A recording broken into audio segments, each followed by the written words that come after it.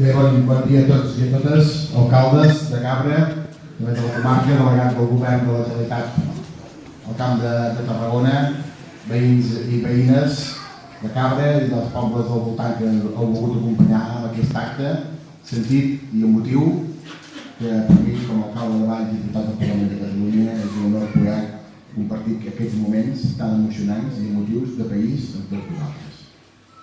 Mireu, les paraules que a continuació us diré són paraules que surten del cor i és que el que vam viure diumenge a Catalunya són uns fets que no oblidarem mai, que sempre els recordarem.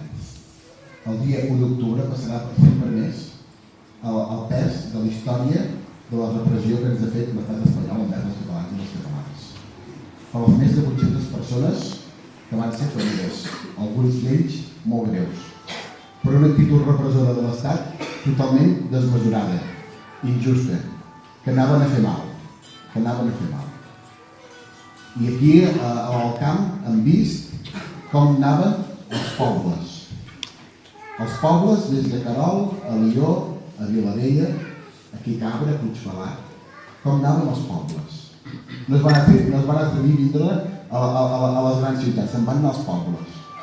I els pobles vau demostrar perquè Catalunya és una gran nació, perquè vau resistir, a la manera que resistim els catalans, que és de forma pacífica, cívica, amb empatia, amb alegria, amb fermesa, amb determinació.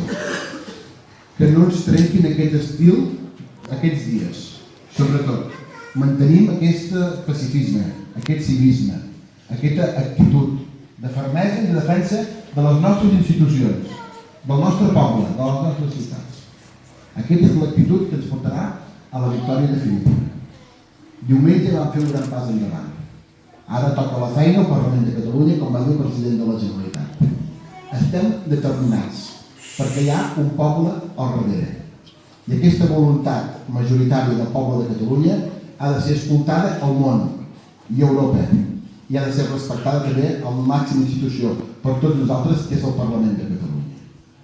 Mireu, com a alcalde de Valls us he de dir que la ciutat de Valls se sent molt orgullosa de ser capital de l'Alt Camp per l'actitud que ha obtingut la gent de Cabra del Camp, que va obtindre diumenge.